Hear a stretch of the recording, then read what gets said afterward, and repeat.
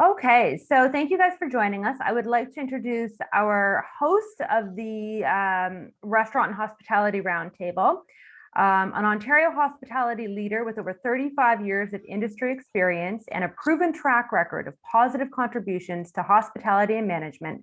Tony Elnis is dedicated to supporting the hospitality and tourism industry of Ontario. Prior to his arrival at the Ontario Hotel Motel Association, Tony managed high-achieving hotels for 27 years. So thank you so much for joining us, Tony. Thank you, Shauna, and good afternoon, everyone. Thank you to the Aurora Chamber of Commerce for inviting me to speak to you. And being raised in the industry, I'm proud to lead the Ontario Restaurant Hotel Motel Association, known as ORMA, long name, we have to shorten it, and continue to be part of hospitality, an industry I have fell in love with and still in love with. And the Ontario Hotel and Restaurant Associations began in the 1920s, all the way back there, operating independent of each other, separate entities. The two merged in 1999 and became ORMA. Today, ORMA is the largest provincial hospitality association in Canada. We support operating inquiries, offer significant value-driven programs, and advocate government for the good of the industry. We have around 12,000 businesses, hotels, and restaurants across the province. And as we look back this couple of years, I'm grateful to my dynamite team. I must mention this right at the start. We have been nonstop in supporting our members through phone calls, through emails on many needs, including relief programs and the many protocols that have been introduced from the health folks, as you know. But also, listen, the industry has proven to be so savvy, very resilient, and top-notch when it came to adaptability. And we're here, we're exiting. Great news as we move on. So the agenda in today's presentation, I'll incorporate ORMA's positioning and our work within the various activities that continue to take place. And as we look back in this extraordinary couple of years, COVID-19 devastated hospitality operations with many consequences still ahead of us. We're not out of the woods yet in many ways. If we look at the hotel performance, when we see these charts, the hotel sector overall remains far behind the 2019 performance, especially in the larger metro cities. The resort areas have been performing fairly well thanks to Ontarians traveling in Ontario, including many Torontonians just exiting the city. Food service, of course, has been tremendously affected by lockdowns and the restrictions, especially in full-service restaurants, drinking places, and meetings and events. Quick service performed well, mainly due to their established concept in digital and drive-thrus, but also due to the appeal in familiarity and comfort with the consumer. No question about it, the federal CEWS, the wage subsidy, and the SURS, the rent programs, have kept the vast majority of the industry operating throughout this pandemic. And on average, for example, hotel properties across Canada, for instance, receive $2,200 in COVID relief grant funding supporting per available room. This regretfully did not include new properties open after March 2020. In the last 24 months, there has been much emphasis on immediate financial relief, and we're all highly advocating for financial relief at all levels of government, but our efforts right from the beginning continue to focus on reducing the standard expenses much needed for the recovery road ahead. Those expenses that you see on your profit and loss statement, we call those expenses chronic costs or traditional chronic costs. So let's review and evaluate, like taking a report card of the relief programs, because many are not aware of since the pandemic started. We're all familiar with these two significant supportive initiatives: the delivery of beverage alcohol with food and the expansion of restaurant patios. The implementation of these two programs have kept the doors open for many out in our industry.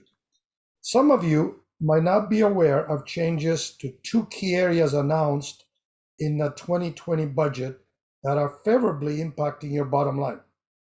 The business education tax, with all rates now calculated at a reduced rate of 88% across the board, across the province.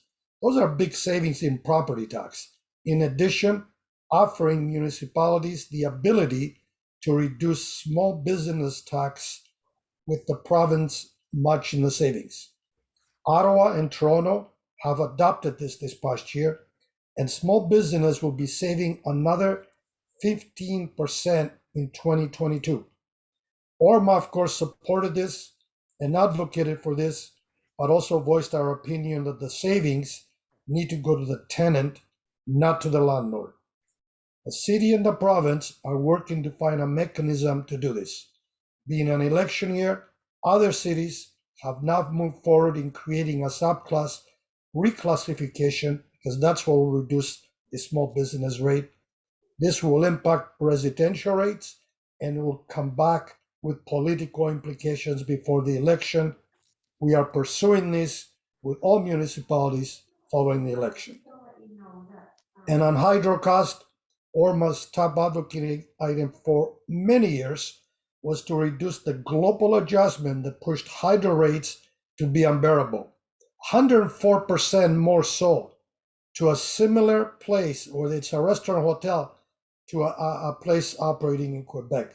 This is the cost previously brought in to pay for renewable energy, such as wind and solar.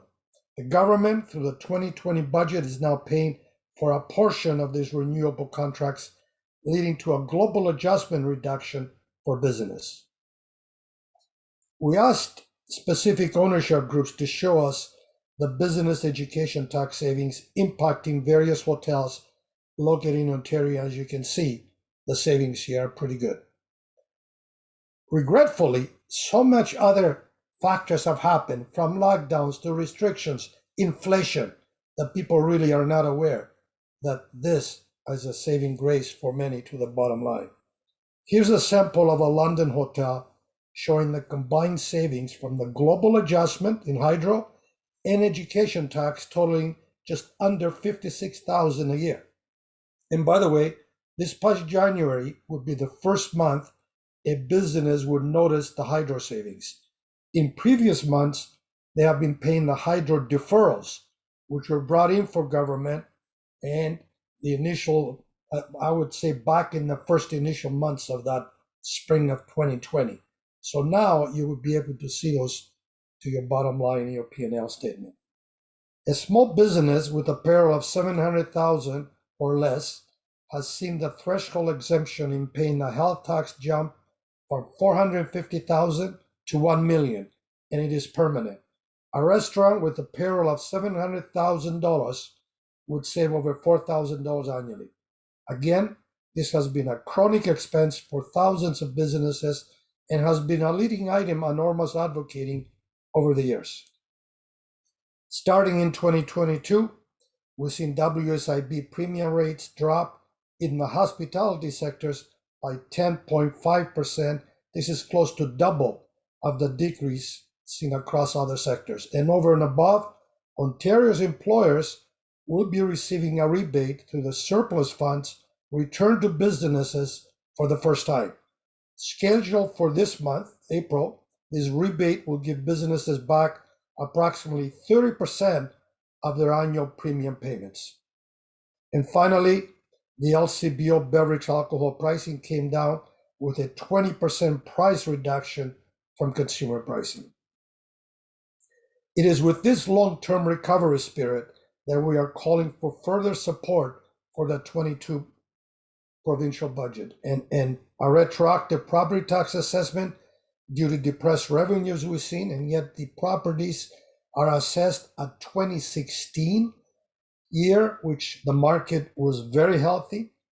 Hotels keeping the credit card processing fee charged to the municipal accommodation tax, called MAT, a new model to support the commercial insurance market problems that has gone disarray, and we're working on that, employee training support, a predictable business relief model in the case where we go into a lockdown, hopefully it will never happen, but cash flowing much faster and announced that same day. And a strategy to focus on the supply chain complex issues, as there will be issues here for years to come.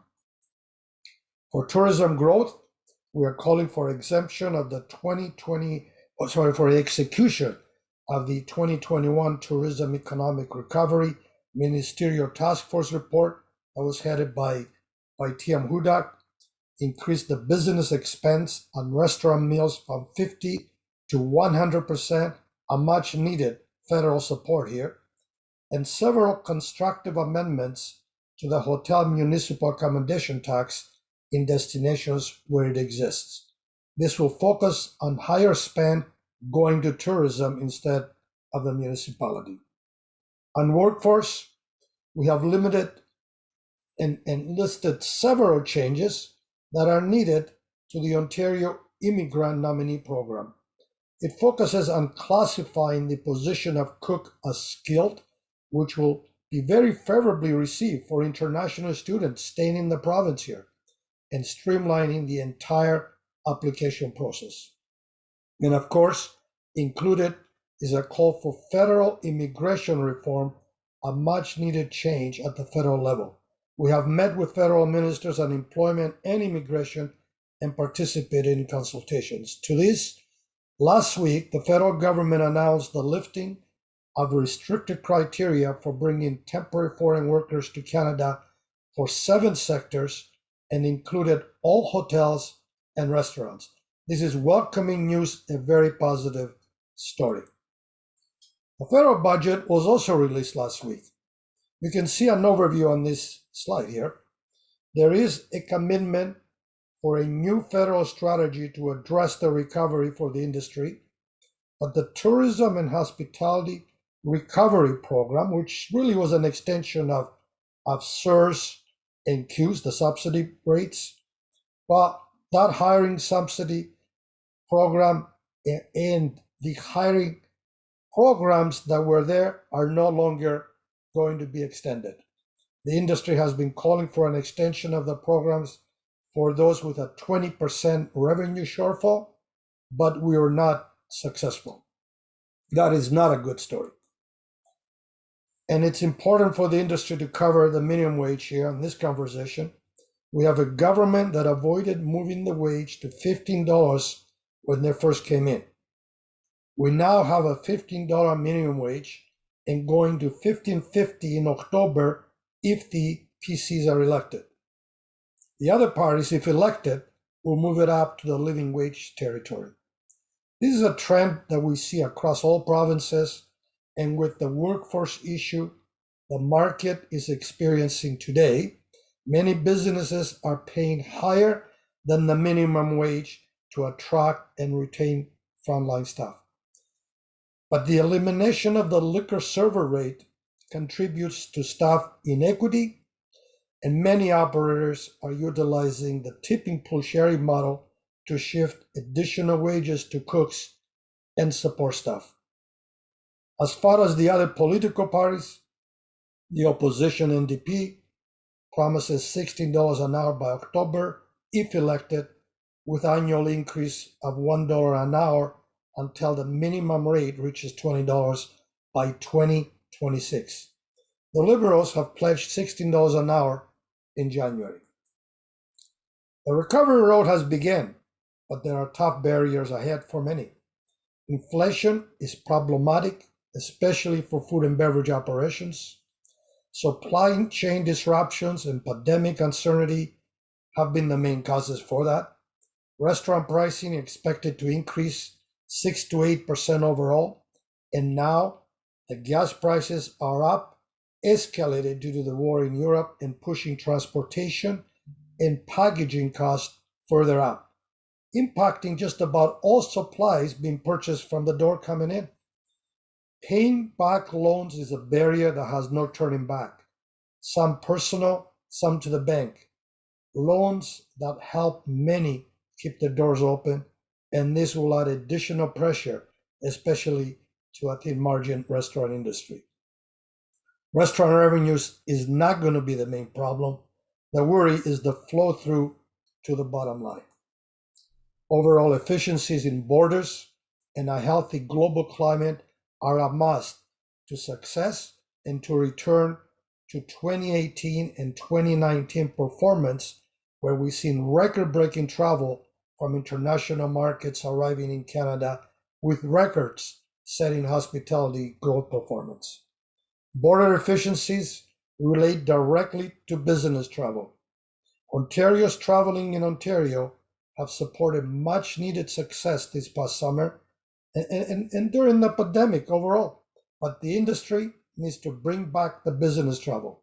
We have seen over 40% of domestic airline business coming back in travel, but the international travel is still a challenge. And as you probably have heard, the federal government has made a commitment to keep the borders open and cut out those COVID tests as well. Something to watch for domestic travel this year is the price of gas. The price has shown to be a deterrent in the past, even before COVID, with traveling vacationers. Yet the restless appetite to travel might overcome this in 2022. Those destinations catering to international and group type markets, such as Toronto, have been the underdogs during the pandemic, and they'll face a longer road to recovery. This is also an overall change of business and consumer behavior trends that will continue to impact most destinations. We are transitioning through hybrid models in meetings and in events as companies and individuals are evaluating cost, travel, and worker preferences. Monitoring this trend in conferences, we are encouraged to see a return of annual events, even the larger ones, even though the attending numbers are down as expected. It's a good start and it will get much better. We've seen fabulous positive growth and improvement in the US, for example.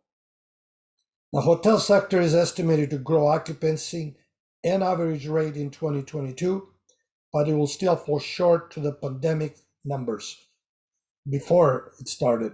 Overall, $30 down in RevPAR to 2019.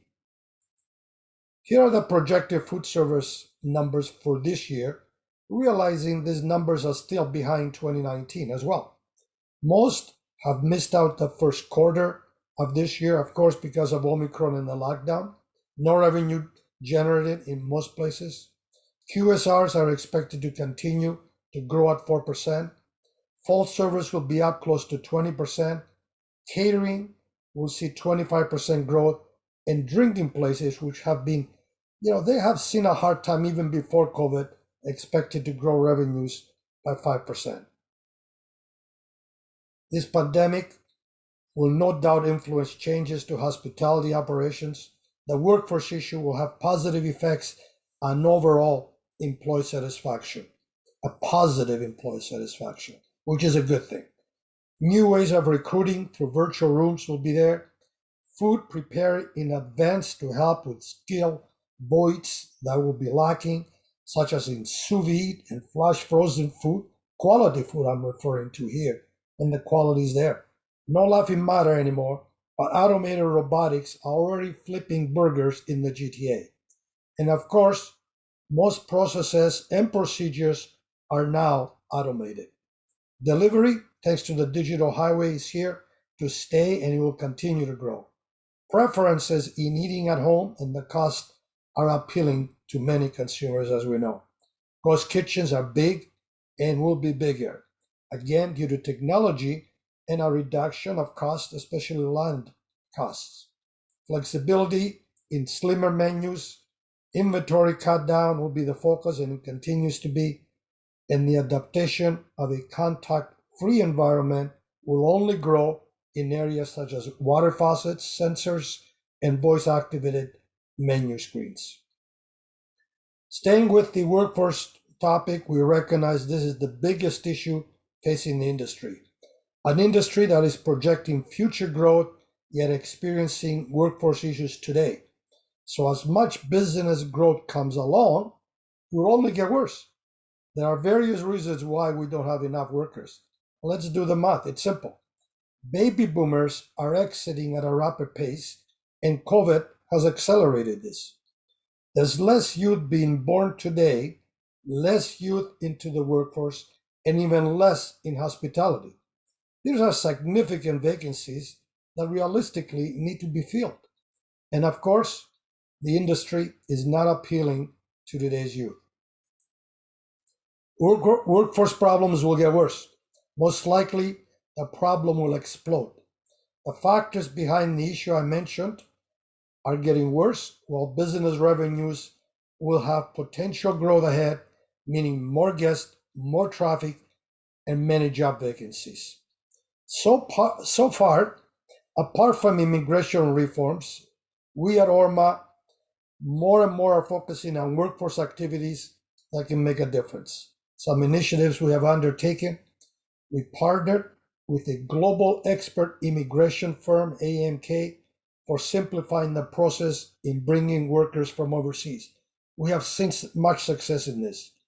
We partnered and are promoting Achieve, that facilitates newcomers to Ontario in finding work, and we've seen success here, and we're renewing the program soon. And a collaborative effort that is starting in a couple of weeks with the Chamber of Commerce labeled Discoverability, targeting the disability community. Coming soon, we'll be bringing the Hospitality Connect program. We'll make available a virtual job fair where hospitality employees will connect with just about everyone, but focusing on students. And the Passport to Hospitality Work Prosperity, a program where we will source out potential hospitality workers from untraditional markets, train them with hospitality-related skills, and then transition them to meet and work with employers. We'll work also in subsidizing employers for 50% of the minimum wage for the first 3 weeks the new employee is with them. There is no doubt, as we address the immigration file, that we as an industry need to do a better job in promoting the industry to our youth. So we at ORMA have a grassroots campaign starting in the upcoming school program that will take us to secondary schools.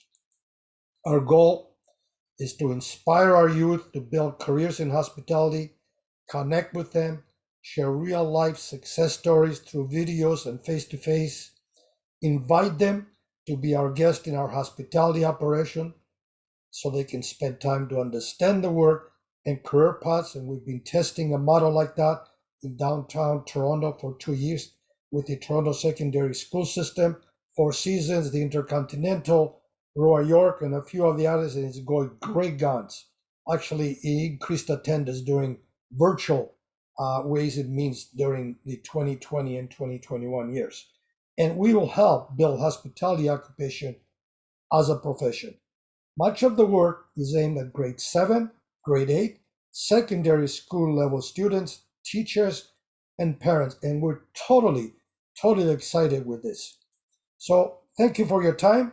I'm here to answer any questions you might have or just have a conversation. Thank you. Thank you, Tony. Do any of you have any questions on that? That's a lot of really great information. I had to plow through it all at once.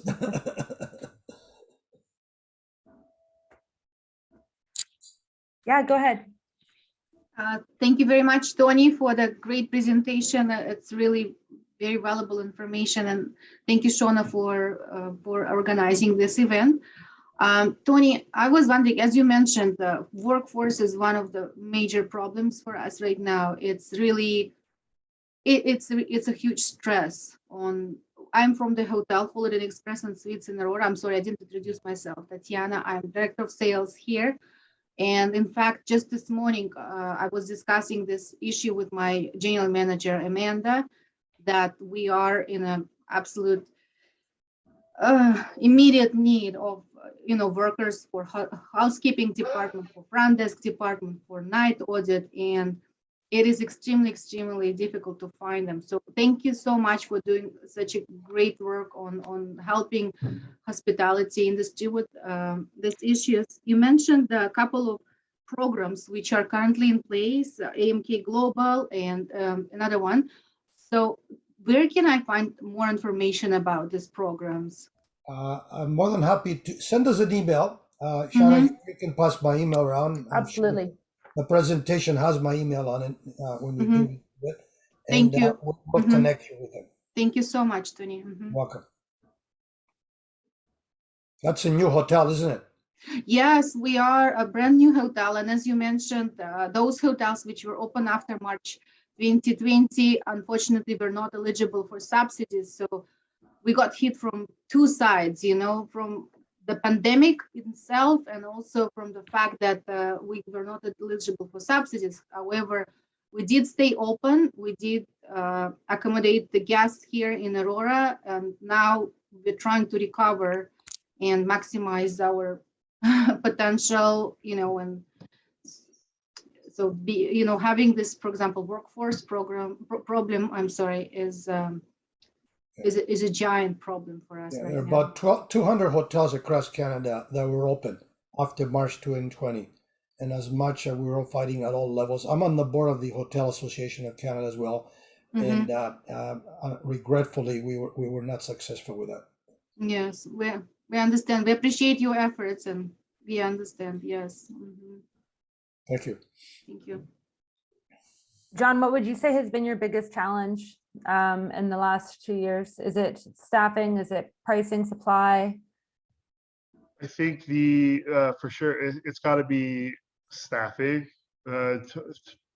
Tony, thanks for today's presentation. I think that when you touched on the programs like the grassroots hitting the high schools, I personally believe that our industry is in a little bit of trouble from a staffing perspective, but not just food service. I mean, my family's in the grocery business. To see the pool of butchers, to see the pool of people that are learning how to break down fish, to see the pool of the people that even like our specialty positions inside of the food service industry. It's a bit of a challenge. It's nerve-wracking for sure.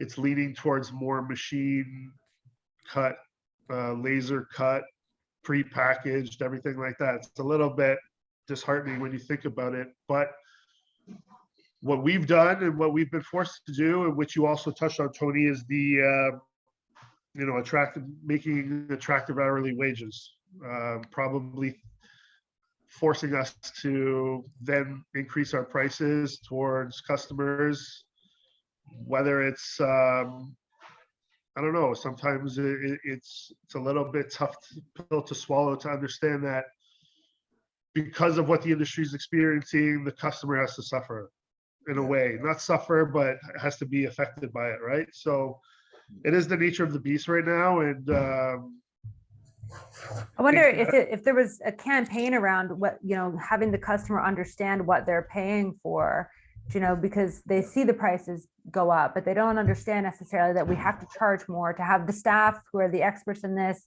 that we have to pay more because of the supply chain, that we, all of those things, it's an education for the customer, I think. It's a conversation that I definitely try to have with via email, or whether I say to the customer, please call me, or once I'm finally on location, engage in that conversation, because everybody sees it. I mean, everyone's going to the grocery store, everyone's being affected by it. But there's more to it, right? Like, I mean, the raw materials, the plastic, the packaging, everything like that.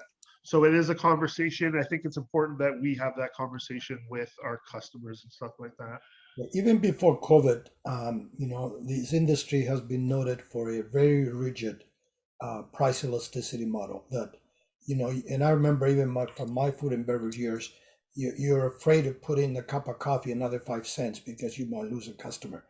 And then along the way, when Tim Hortons or Starbucks come up and put the coffee up 25 cents, Nobody, and everyone follows. Yeah.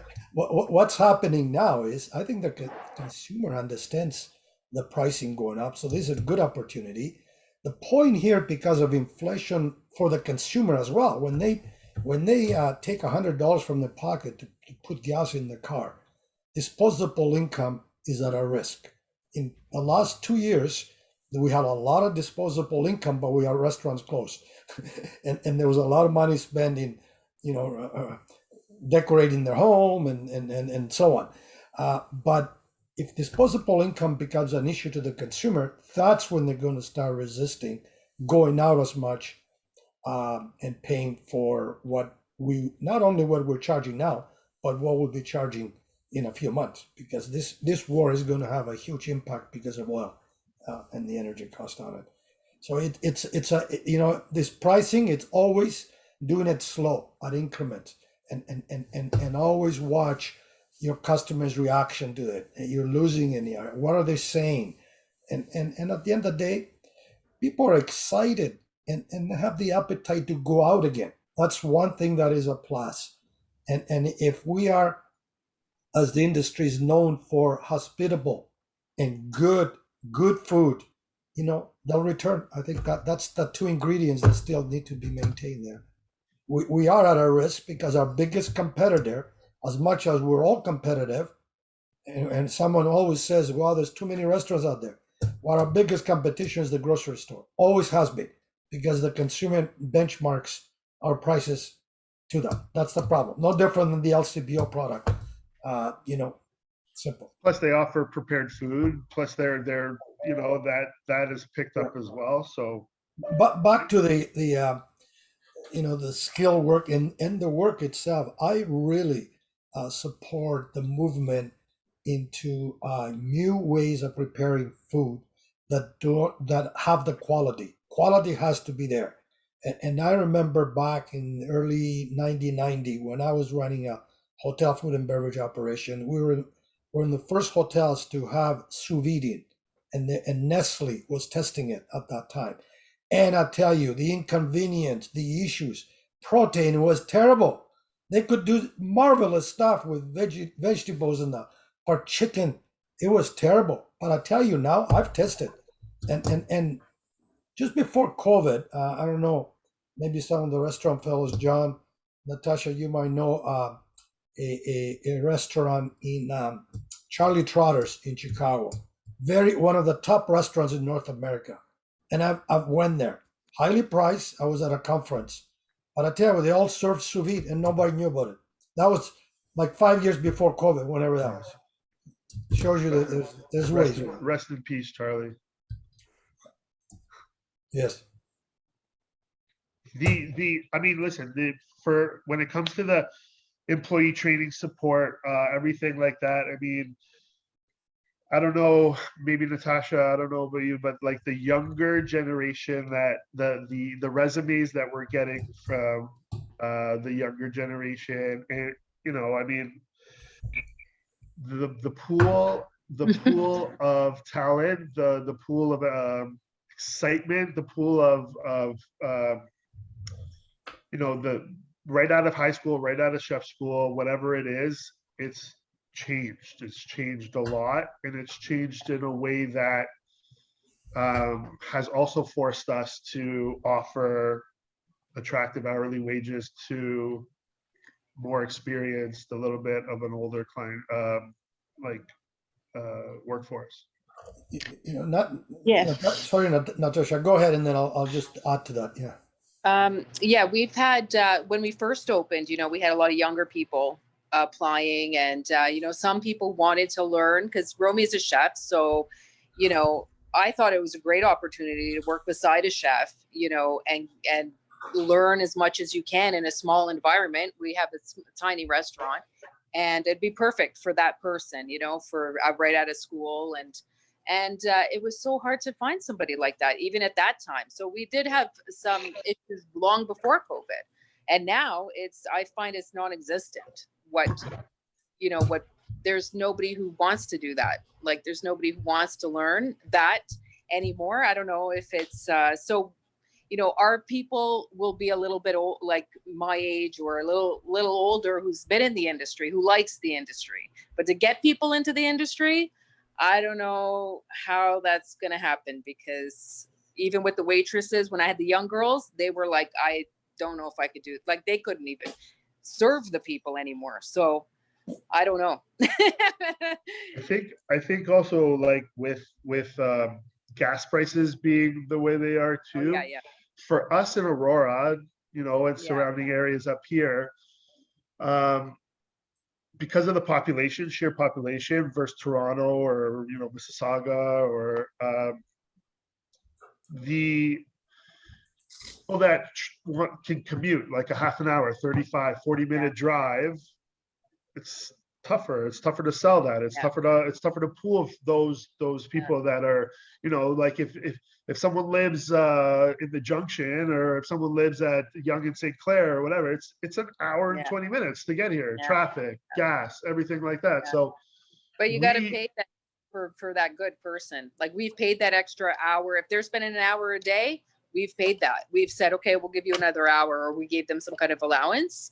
Like back then when we had people. right. But Absolutely. These are everything adds up, though. these are the things that we're faced with now. No. You know, back a couple of weeks back, maybe a little longer, we had a webinar with restaurateurs being invited, and we had a panel hosted by two restaurateurs that actually got rid of the tipping model, right? So they have no tips now, and they're very successful. And yeah. Richmond Station. yes, one of them was Yeah, I there. remember reading something. Yeah. And another restaurant is in St. Catharines, right? Just to look at a different city, smaller city. But it's not about getting rid of the tipping model.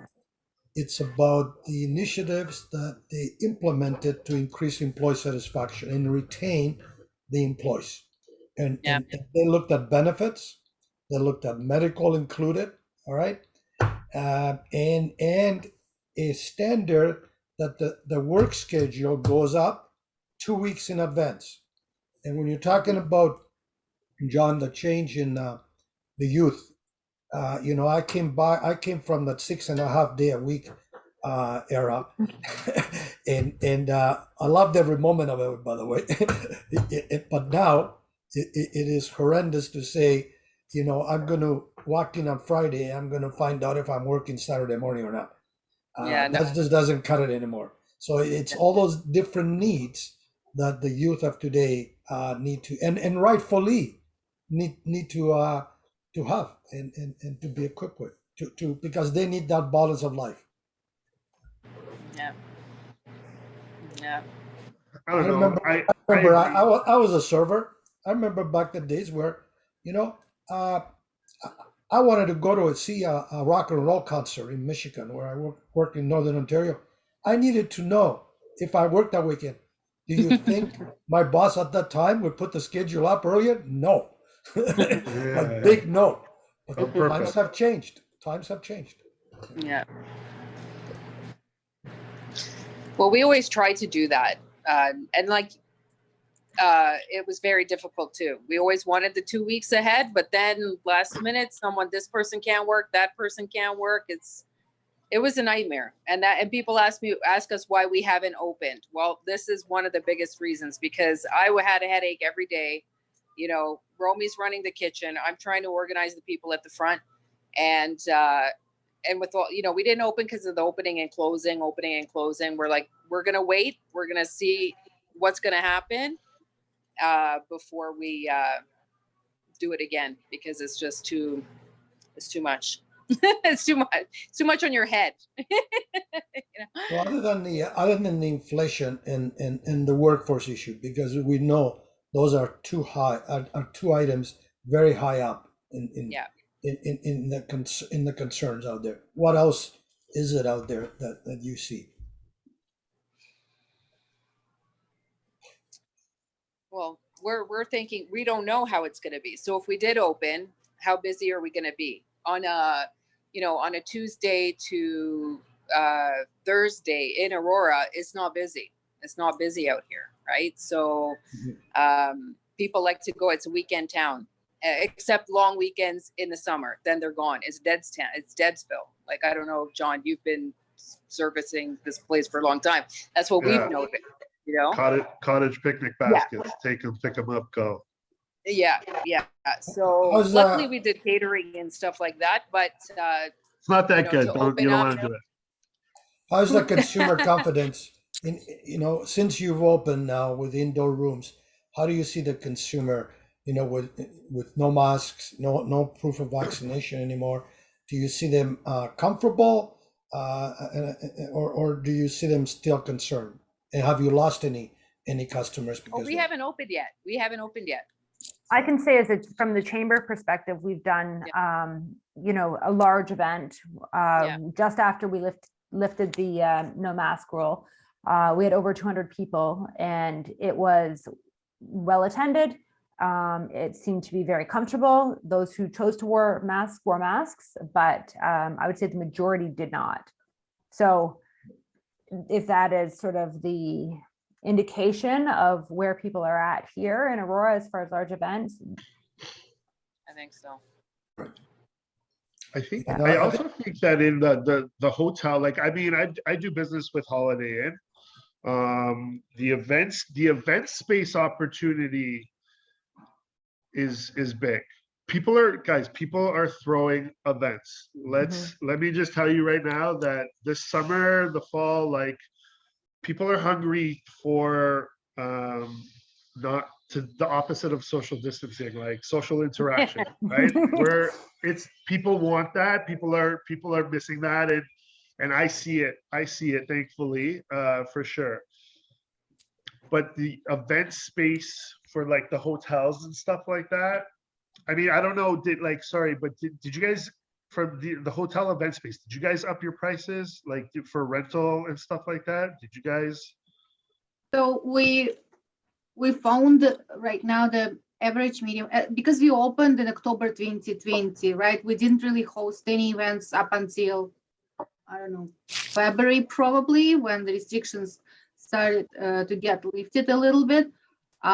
So I'm not really comparing my prices with pre-pandemic prices, because I joined this hotel in August and I was at the airport area before, but we did our homework, of course, when we set out the pricing for the meeting space. I would say meeting space, I have not increased it, maybe just a little bit, but we have increased the guest room pricing significantly, and there's still room to increase it because we need to offset a lot of increased expenses for ourselves. I see that other hotels, I think, offer lower meeting room rental pricing, but I'm not going to lower my pricing because we just, it doesn't make sense for us otherwise. The opportunity, from what I've seen, like some of the event spaces that I work with, the customer, just for basic, like a table without a linen and a chair, you want to put a linen on that, it's all plus. The event space industry has really taken off to the point where, like, we're doing weddings on Thursdays. Like, is that just because it's been a backlog though, you think, John? Like, all those people didn't have a wedding for 2 years, so they're just backlogged and they keep pushing. So you probably couldn't book a wedding now for another 2 years. Majority of that is that, but it's also because of the backlog, and because there's only so many weekends of the year, and because Thursday, Friday, Saturday is a different price point per person. Well, I'm going to have my 50-person wedding on a Thursday for 60% or 70% of the price, right? Yeah. Per person or something like that. So, I mean, these are all the things that are that COVID affected, right? These are all the things that our industry is facing. But when it comes down to it, if you can't supply the demand, and if you can't staff the demand, and if it's not out there, then it's just a slow burn, right? It's slow. Yeah, we're still in that transitionary period here, and this Omicron subvariant has brought some concern still out there, because most of us have it now, or we know someone today we talked to that has it. I feel like the whole town. I feel like the whole town of Aurora between Christmas and now has been sick. Yeah. Yeah. For us, another challenge right now are supplies, especially being a branded hotel. We have specific suppliers, right, which we are supposed to order through.